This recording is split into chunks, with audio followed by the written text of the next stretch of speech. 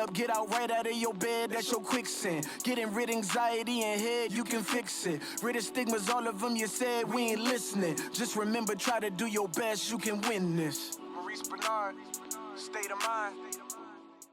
Okay, this is State of Mind, and if you like what you see, just hit this button right here. Bop, bop, bop, bop, bop, bop, bop, bop. I have somebody today who I'm a fan of because she can act, man, really act. And she's cool, but I want to talk a lot about acting today. I don't know why, but I do. And I just want people to know that, you know, as an actor, you know, you see everybody in TV, movies, wherever, and but it's very difficult to be an actor and to get jobs. It's not easy. Trust me. I've been there. When I played Desi Arnaz about 20 moons ago, I knew that I shouldn't have done that film, but my dad, bless his heart, who's right here, said to my agents, "No, he can do it. He can play anything." I said, "Dad, I can't play. He talks. He talk like that. Yeah, I can't. No, he can do it." Yeah, so I auditioned, and I kicked butt. And then I auditioned again, and it was not good. And then they let me come in again, and it was not good again. And so, you know, as an actor, rejection, you have to deal with rejection, and it was tough. So I thought it was gone. And then they called about 2 months later or something. It was ridiculous. Said, "We want to see him again." So I said, "Oh." I went in. Everybody's there, all the producers, everybody. And the producer said, what makes you think you can play Desi Arnaz? And I said, "Well, because Desi," and at this point I didn't care because I screwed up already. I said, "Well, because Desi is my father." And they're like, "What do you mean he's your father?" I said, "Well, he reminds me of my father. I used to watch my father at parties. He'd be listening to salsa music. He'd be smoking a cigarette. He'd be talking to women. He'd be dancing with my mom. That's Desi." So I left. They said, have him screen test. Did it with the great Frances Fisher. She was amazing. And I got the job. Well, that's just the beginning. It was very, very difficult to do the job, even though you think you can. It was just so hard. Because I had to talk like that, you know, like, "Lucy, come on, Lucy." It wasn't my regular voice, and the producer wanted me to do all the stuff with my face. It was just very difficult. So anyway, the movie gets done. I show it to people, and I wonder why, when I show it to people and it ends, there's silence, you know? And I'm thinking, I think I'm great. That's ego, right? I am great. It's the greatest performance since The Godfather, right? But everybody I show it to, you know. So then what happens is they send me a stack of reviews about this much. And my wife says, "Honey, don't read those." I said, "I got to, because you know me." So I read the reviews, and I got to tell you, there was about 300 or more. They were horrific. Yeah. It's like Desi Arnaz on cocaine. Maurice Benard sucks, basically. And that's the ups and downs of this business. And then the movie comes out, does good in the ratings, everything's cool. I get flowers from the president. And the next month, I'm in the unemployment line. That's what we're talking about. So, on that note, oh yeah, one more thing. It came on about a year later, and my wife was in bed with me, and the scene finished that I was doing. And I said, honey, what'd you think? And there was silence.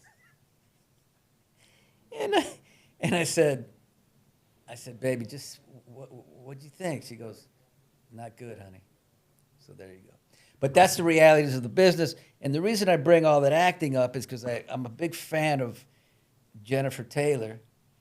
And I just want to get into some stuff. How you doing? I'm good. I'm a big fan of yours, I have to say, too. Well, thank you very much. So we can be big fans of each other. Excellent. Before we get into anything like that, where are you from? Hoboken. Yeah, I was born in Hoboken. I lived in New Jersey till I was 10 and then moved to Florida. So, East Coast. I love Florida. Yeah. Florida. Isn't that nice. cool out there? Yeah. It is. It's lovely. I mean, I didn't really have any plans of not living in Florida. I wanted to come to LA since I was like 15, but then when we finally came out here when I was 25, I had in my head, because I knew nothing, I'm just going to establish myself for a year and then we can move back to Florida and then they'll just fly me back and forth. And very, very quickly I realized that was not going to happen. No. But there's not a lot of work in Florida.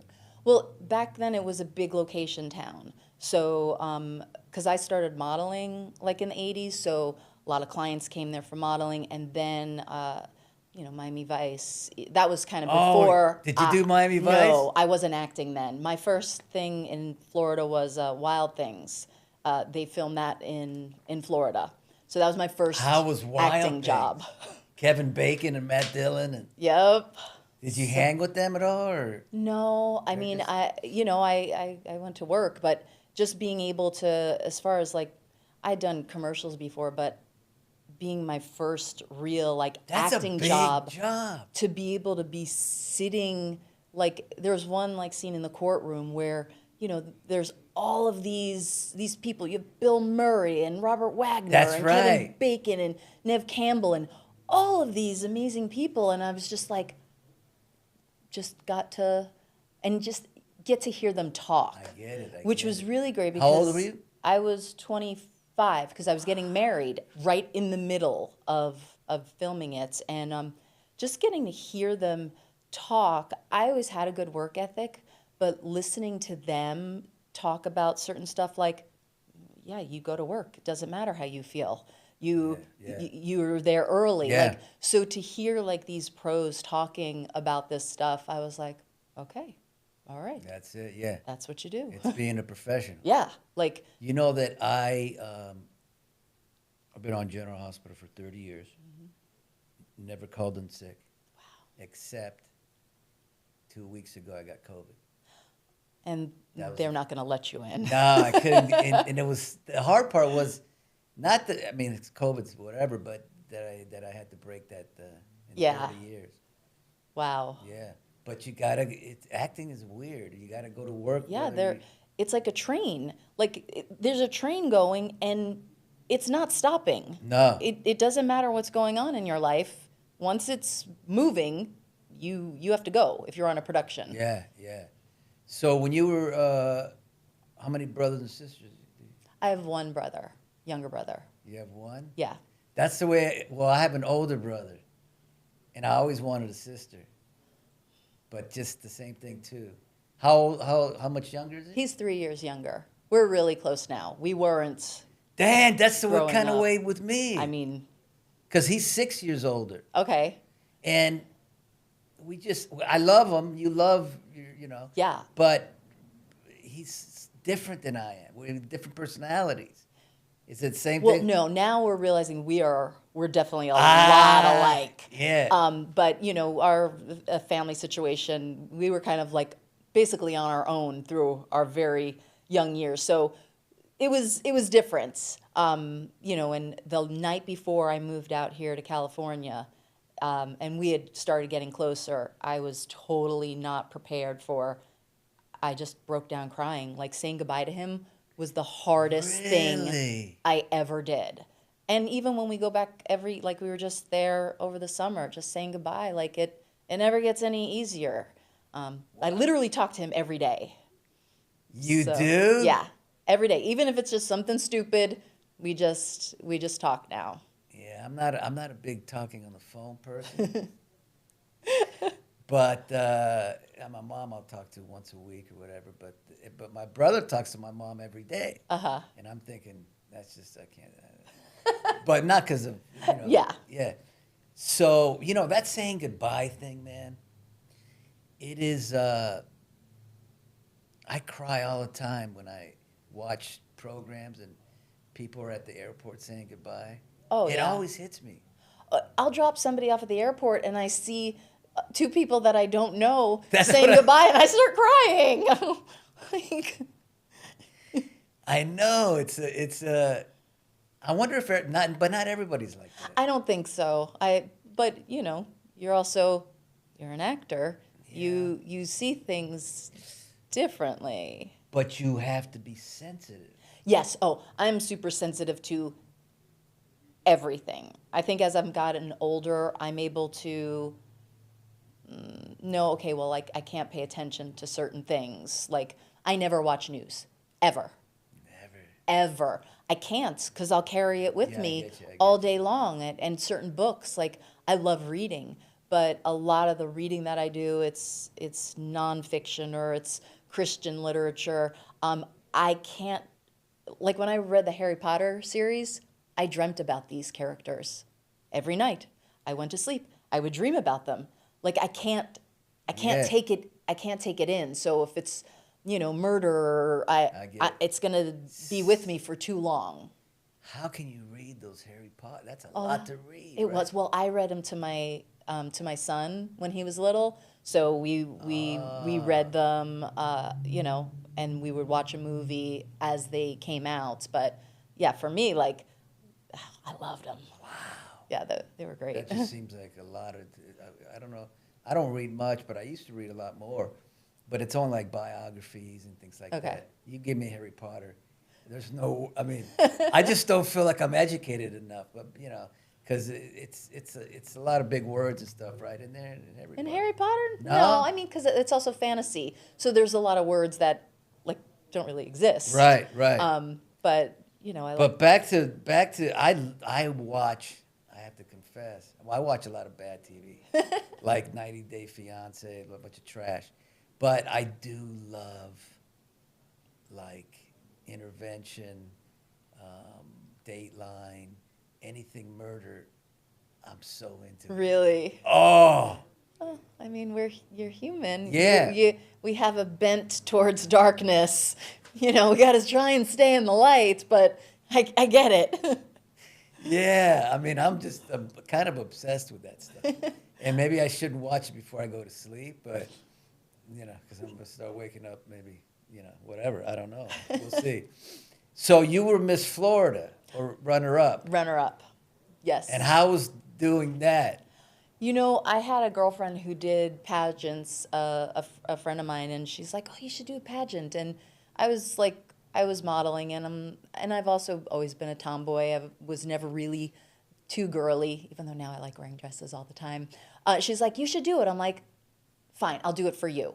So I felt like I was going into a different world when I got there because everybody is On and made up. And in the modeling world, at least in the 80s and 90s in Florida, you show up with your book, your portfolio, you have flip-flops, jeans, and a tank top and no makeup. So that was like how I lived my life. So I show up to the first day of the pageant and I am in flip-flops and jeans and a tank top, and I'm like, huh. they don't like that? No, everybody was lovely. Wow. Everybody was wonderful, and I actually met some really, really amazing women, and I ended up having a great time. Like, it was wonderful. And so I did it 2 years in a row. I got third runner-up that first time I did it, and then that second time when I ended up first runner-up, there was a certain point during it I felt I was like, there's a possibility I could win this. And I was engaged also, and I was like, I don't know if I want this, but I was like, I'm gonna do this because Yeah. I'm doing it. And I haven't seen the video, but I have a friend who said, she's like, when they announced that you're the first runner-up, you said, thank God. Really? Yeah, no, I have to go back and find the But footage. what do you do when you win? What happens if you Well, win? then for the next year, then you're going to have to go on to Miss USA, and you're going to have to go do stuff. Well, I was getting married soon, and I then right after that I booked Wild Things, which was my first movie. Had that happened, I wouldn't have been able to do that. I wouldn't have started really going down that path of acting in earnest. Yeah. Had I won, it just would have become something different. Yeah, I don't know if you know or not, but I'm the most watchable man in America. You are. As the tale tells, this is a long story, but it's like a Miss America for men, and I won, and I got runner-up in Contra Costa. Then I won in San Francisco. Then I was put in a mental institution, and so I thought that the most watchable man in America was not going to happen because, I was in a mental institution that year, but they postponed it, not because of me, not because of just out of chance, right? And I entered the most watchable man in America, and came out in a suit, and in a bathing suit, and they asked me a question, and I ended up winning. That's awesome. It was ridiculous. I mean, I don't know. It's just funny how things turn out, But Yeah. the beautiful part about that story is that I was in major depression after escaping the men's institution. And for 7-8 months, I was in major depression. I mean, literally horrible. And winning that contest got me up. Yeah. Which is amazing how the mind works, because it's all mental. So much. You were talking before about your wife showing you the reviews. There was only one time, like early on, when I first got on a show, and there were some people, like some comments. It was, like I didn't have a smartphone then. I didn't pay attention to Yeah. that stuff. And I saw a couple of comments, and you see good, bad. The rest could be good, but you're going to focus on the bad. Right. So after that, I just noticed, I was like, hey, if I give any weight to the bad, well, I have to, if I just pay attention to the good, Right. you live by that sword, you die by that Yeah, sword. So yeah. to me, I'm like, I can't listen, I can't read any of it. either. I can't because then it takes me into what you think about me, and and I'm not trying to be mean, but it literally has no bearing upon my life. I have to be okay inside of me, and once I start taking input, well, anything can happen from there. Yeah. So it's a really slippery slope when you go down that road. But for you, at least it helped. That time, yeah. Yeah. That lifted it up. And then I didn't take my medication, and I had another manic episode. But I get what you're saying, and you're right. But Jennifer, when you have ego, right? Oh. Like my ego, right? Here's how I've gotten much better with it, because in this I don't think I've admitted.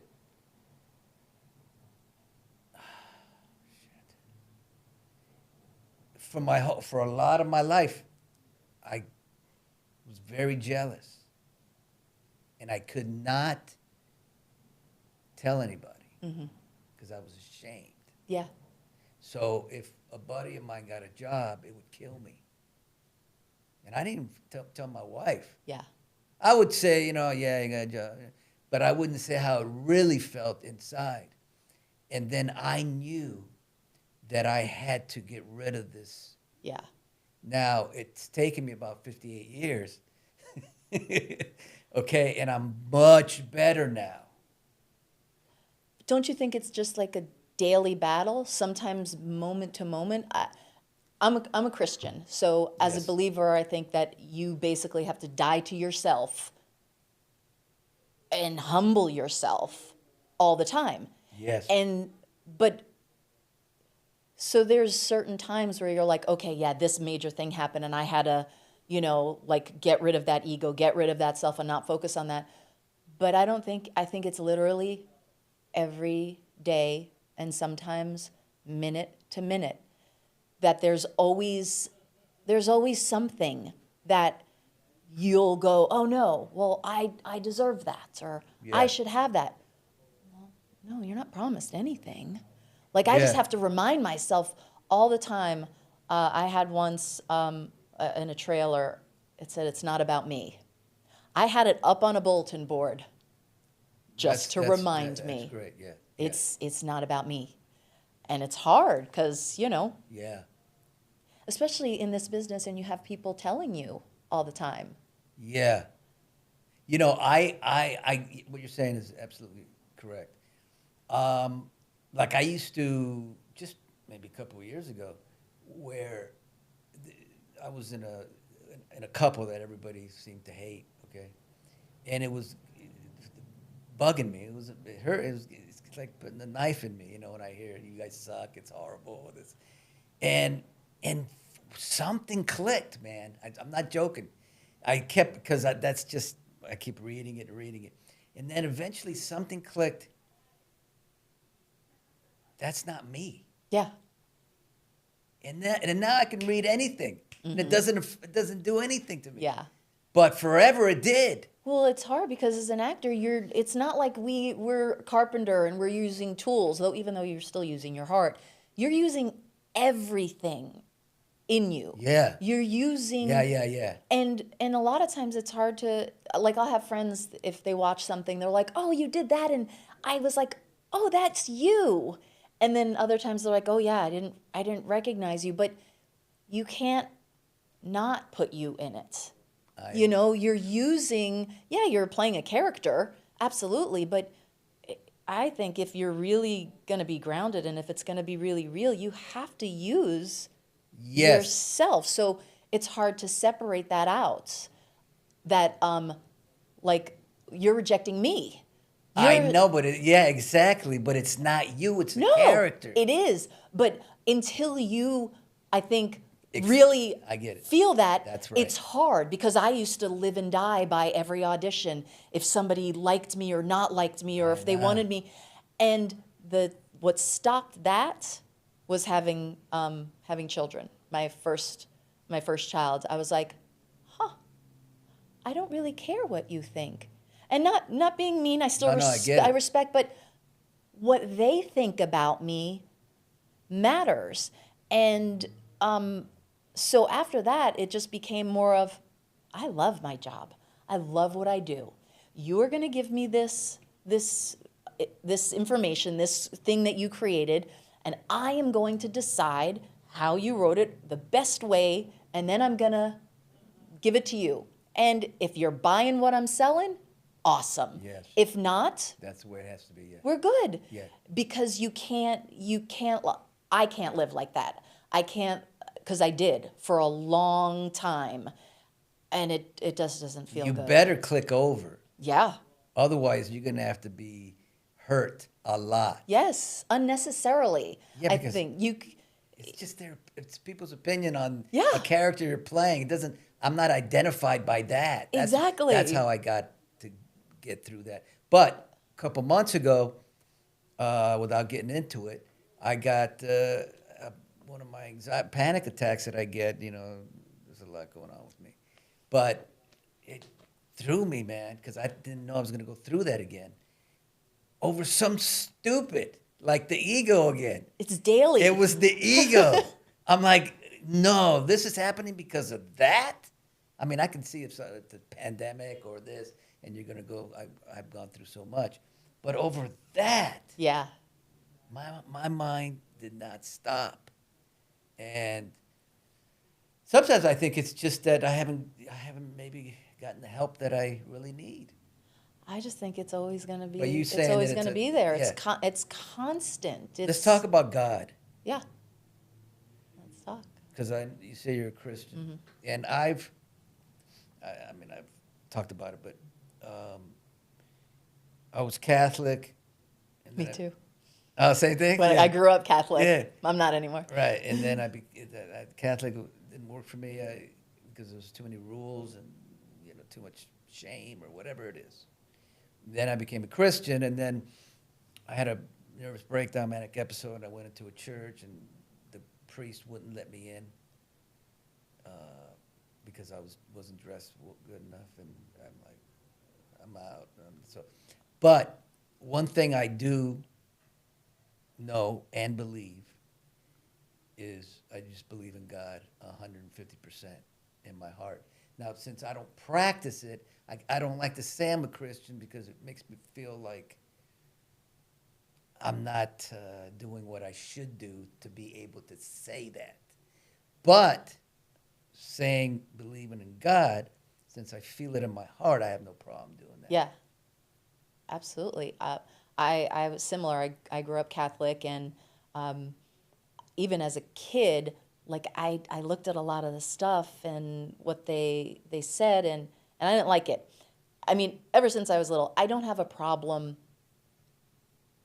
not listening to authority. Like just because you are supposed to know everything, I don't really care. If I don't feel it, if Yeah. I think it's irrational, then I won't. So after my parents got divorced, I turned away from, like, I was angry for a long time. Yeah. And again, like having kids, really, I started wanting to, like, just feeling this pull to, I wanted to find a church. I wanted to dig deeper. And then, it's hard out here being an actor. Yeah, Okay. yeah. So there was a time where we could possibly lose our house. So it was hard. We're away from family. And I remember just thinking it was just so hard. And I remember just being just flat out on the floor. And then I just started praying. And I was just like, God, just tell me what to do. I will do whatever you want. Yeah. I will give it all up. Yeah. Tell me what to do. And then I heard nothing. So I was like, okay. But I just kept on going. And then, my husband and I were talking. And I said, look, I really think there's a reason God's keeping us here. Because we were trying to sell our house. And our house is great. It was not selling. And then 7 days later, I got a really good part on a show. So I was like, okay. But that little, surrender right there, that helped change a lot. But it also, I started going down the path. I just wanted to know more. So, reading the Bible. I never read the Bible before. So I'm reading the Bible, and I'm reading C.S. Lewis and Tozer, and just becoming insatiable with reading the Word. And it's amazing how, said that He'll transform your life. And the things that I thought about before, the things that I wanted before, when I look to now, they're completely different. Yeah, yeah. So, yeah, there's a big change, and it's such a deeper, more personal relationship than I ever thought when I was on the outside. Like, I knew a lot of hypocrites, Yeah. a lot of Yeah. a lot of and I didn't like it. But now knowing, like, I'm a sinner. Yeah. I am always Yeah. going to be a sinner. I am never gonna stop Right. being a sinner. Right. But now I guess I have more of a path and, how to help myself. Yeah, because I believe, especially with everything that I've been through, life's too difficult Life is hard. to do it alone. Yeah. And I don't care if your higher power is whatever it is. It doesn't have to be God, right? It could be whatever you want it to be. You need something, because sometimes, man, when you're down in that place, and you can just say, "Help me," We'll just think we're not created like, so I believe that we're created. We have a creator. So we're meant to be in relationship. We're meant to be in relationship with him, and we're meant to be in relationship with each other. Right, I mean, right. if you just go to your first two commandments, love God with all your heart, your mind, and soul, and love one another. Loving one another, it's not easy. No, that's You know, yeah. it's difficult because we're human. Yes. But like, we are not meant to walk through life alone. That's right. We're just not. Now, Yeah. whether it's with the spouse or if it's children or friends or church group or a acting troupe, whatever it is, we're not meant to share all of these burdens alone. And there are a lot of burdens. Lot. You know, and I try to tell my kids all the time, you know, when something is unfair or hard, I'm like, yeah, life is hard. Yeah. It's not like if life is hard, if you have troubles. No. It's when. Yeah, exactly. So I know for me, I like, tell me it straight. If it's going to be hard, okay, then I'll know how to equip myself. Yeah, Not yeah. saying I'm going to know everything, but like, don't blow sunshine and tell No, me like, no. oh, life is going to be beautiful and good, and it can be. Life is amazing, but it's hard. Yeah. And I always feel, and I don't know about you, but when great things happen, then bad things happen. What is I know. that? Well- but it doesn't stop. No, Can it stop for at least a period of just good things? no. And then maybe a little bad thing? Uh. But it's always great, bad, great, bad. I know for most of my life, if something good happened, like I had a lot of bad. There was a lot of bad for a Right, long time. right. And then when something good happens, you're just waiting for the bad thing. I know. I try not to do I that try now. not to do it Because now either. I know Yes. bad is coming. Let's enjoy the good. Exactly. That's right. Let's enjoy what we got right now. So any mental health that you, in your family or you or nothing? I mean, it's fine. And that's the thing, like, I know mental health, it's real and it's a word, but it's not anything that I ever really thought about. Like, to me, it's like, okay, that's how you feel now. My thing is always feelings change. Yeah. You know what I mean? Like, just wait for the weather. It's going to change. But like, whatever you're feeling, not to say feelings aren't important, to me, they're like a barometer to let you know what's going on. So if I feel out of control, or if I feel something is bothering me and I don't know what it is, for me, I got to write it out. So journaling. Everybody writes it out. And sometimes I don't want to. And it's usually by the third page. If you just keep writing, Yeah. then you get to the real issue. What's really going on? What's really bothering you? Oh, it was how I responded get to that person, and it didn't sit well with me. And now I'm like just having all these thoughts. So, you know, Yeah. that's how I process. People process things different.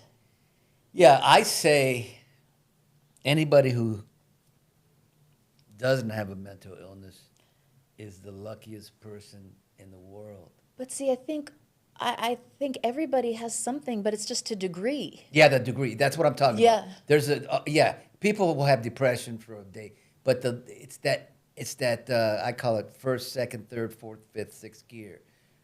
A lot of people have mental illness or depression, anxiety in the first, second gear, maybe even third. But what I've experienced in people who have it or are diagnosed with this, when you get to fifth, sixth, Yeah. that feeling, and that's where I believe, as far as myself, where I call them, and say, Yeah. you gotta get me, Yeah. 'cause I'm ready to, what I want to talk to you about. It's been nice. I like this chat. Let's talk about the movies that. Let's talk about the movies that Anna DeMurgis and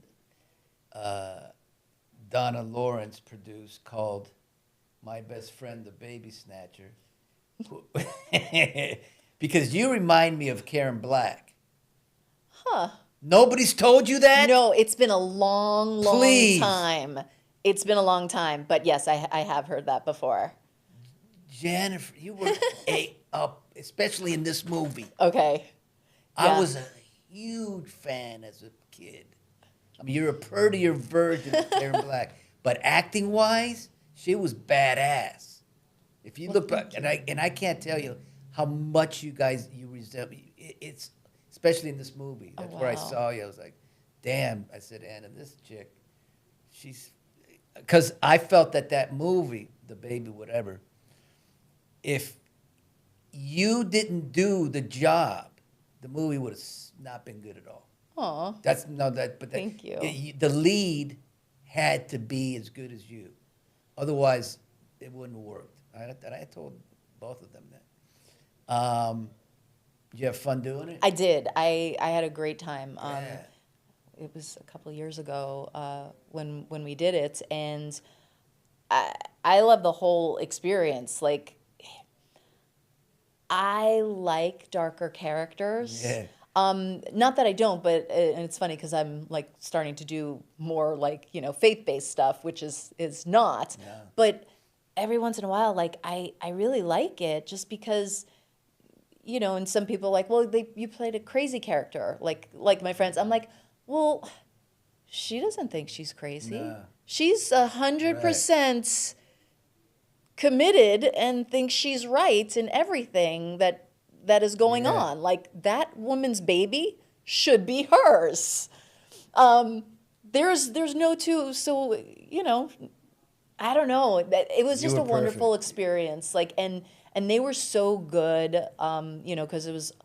Yeah. Was it the Lawrence brothers and Donna and Anna Yeah. and you know, it was just fun, and they just gave me a lot of freedom too to just. Yeah, but you didn't over the top it, man. Well, and that's the thing. Like, I think you can't Well, you can, Some actors. but to me that wouldn't be real. I I get wanted it to like, Yeah. and that's the thing. I don't know how you prepare things, but everything is different. Like, sometimes you're like, all right, you got to work really hard to figure this out, and other times it's like, no, I know this is what I'm gonna. Yeah. This is what I'm gonna do. But especially for this part, like, especially there's one where I'm like, I'm beating myself up to set somebody else up, and there's always that little, all right, am I going to be able to do this? But and it's on every acting I job. get it, It's yeah. you just have to. It's like you're Dive jumping in. off a cliff because you can't hesitate. You hesitate, you die. Like, Yeah. you have to just jump off the cliff Yeah. and go. And then once you do, you're like, oh, I remember how to fly. Yeah, exactly. You know, I remember how to Believe do in your this. skills, because the skills are going to Yeah. get you through. I mean, you know, and the Yeah. preparation is the key. Oh. For me. Like my son, he's on my show, and I said, he says, Dad, I got 29 pages. I said, listen, prepare. Yeah. When you're prepared 150%, everything becomes easier. Well, That's all. Yeah. How do you get confidence? One of the ways you get confidence is competence. Yeah. You need to have preparation so that you don't have to worry, and then you can go, okay, whatever's going to come, I can I can handle it because Like when I because you know, on a soap opera you have to do, like, I have to do 50, like when I came back from COVID I had to do 70, 80 pages in 1 week in 5 days. It's a lot. It's too much. But if I don't rehearse downstairs before I go up by myself, like Yeah. run it, then I can be heady. Yeah. If I get up there and I haven't done that. But when I there's a thing that happens when I rehearse and I got it, I'm like, in, good. Yeah.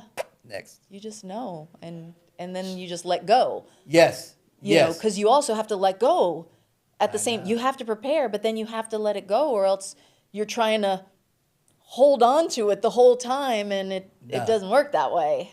Now, the last thing I want to talk to you about is 2.5 Men, obviously. But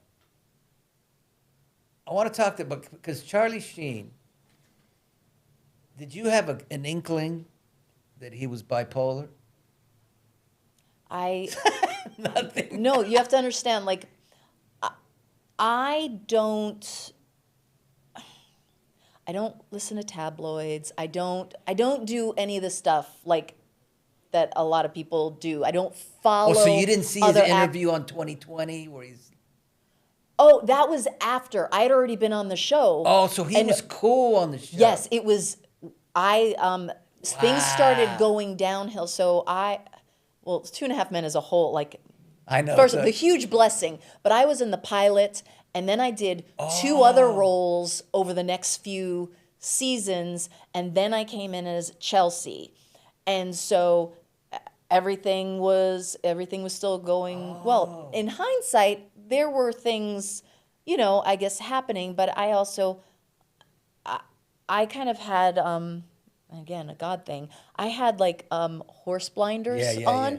I had when I was face down asking God what to do. Yeah. The job I got 7 days later was this part for Chelsea. Wow. And so, but I started going back to college. I wanted to finish my degree. I had a 4-month-old and a 5-year-old.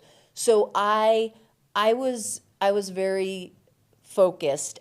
And this whole thing was new. Like going to the grocery store and having somebody say, "Where do I know you from?" Like, "Oh, I don't know. Do you go to my church, to this school?" Like, it was good that I had blinders, because it was a lot. But I didn't know anything about Charlie. I knew I met him on the pilot, and so I was like, "Oh, how are you doing? How's your wife, your kids?" I didn't know he was divorced and had a new wife. Like, I didn't know he had anything, and so, Because he was just normal. he was cool to me. So we had a good relationship, and also, it's not that I wasn't impressed with him. I was impressed with him as an actor, because he's excellent at what he does. Yeah. But as far as like I don't get starstruck.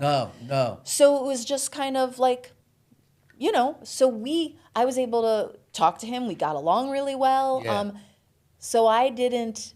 Then things started going, like we were on hiatus for a little bit, because I think he went to rehab, and then I think things started happening. I'm like, I'm gonna start paying attention a little bit to what's going on. And then I remember, because I was supposed to come back for another season as a regular. How many seasons? Because I was 2 seasons as Chelsea. You were. And then they were gonna have to renew me, and Chuck and Charlie were not, doing very well. And Chuck called me, and he's like, we're not gonna do this. I was like, Wow. all right. So then, but again, like everything in hindsight, like a blessing, because I really liked Charlie. I didn't want front row seats to what was to transpire next with all of that. Yeah, and the thing is, I mean, when I first started General Hospital, I had a nervous breakdown, but maybe if you met me in the beginning, I'm normal, and yeah. you can't always see. Well, even when it was going on, because then like Charlie telling me, he's like, "Oh yeah, he was doing drugs and coming to work," and I couldn't tell. I remember one time he told me he had vertigo, and I was like, he's like, "Oh, so if you see, so and so, just let them know I'm gonna go." I'm like, "Oh, well," and again, I'm naive. I had no idea. I'm like, "Oh, maybe you could try this, or try that," and he's probably looking at me like, "Chick, you are just." And so then AD comes by. "Where's Charlie?" I'm like, "Oh, he had vertigo. He had to go." He's like. That's pretty funny, man. But that was my first little, Thing. into like. Maybe So by the time 2020 came, you were long gone. Yeah, And he, you saw him in that interview that's famous and whatnot. I didn't watch. Right. I saw little snippets. I'm like, But I could tell he's having a mag. It's just like Kanye West. You could tell. Yeah. How people, because I've lived that, so you could how they speak, and I think with Charlie's was worse because of the drugs. That makes it even worse. But still, you could still tell even without drugs when somebody's. Wow, that's interesting. So you being naive, I guess, or whatever it is was a good thing. It was, because and to me, you have to understand, every day that I was on that set, to me, was a blessing, and and it was like answered prayer. So, and I loved being there. I know. Like, I know that there was dynamics going on, but I don't know. Everybody was cool to me. Yeah. You know, It's the way it should be. I can only react to you by how you treat me, and Yeah. everybody there treated me Damn. wonderful. You know, it was great. So I have nothing bad to say about it. You know, and then after I left, and I think I didn't talk to Charlie again after that. No. But I did get to see him again recently. Oh, you did? I did. It hasn't come out yet, the show, and the only reason I'm even saying it, but I won't go into detail, is because I saw that it, you know, like it was already like in a on deadline or something. Oh, wow. But maybe we'll have to talk another time There we after it comes go. out. But that was really lovely. Oh, that's to cool. see. Yeah. That's beautiful. All right, Jennifer.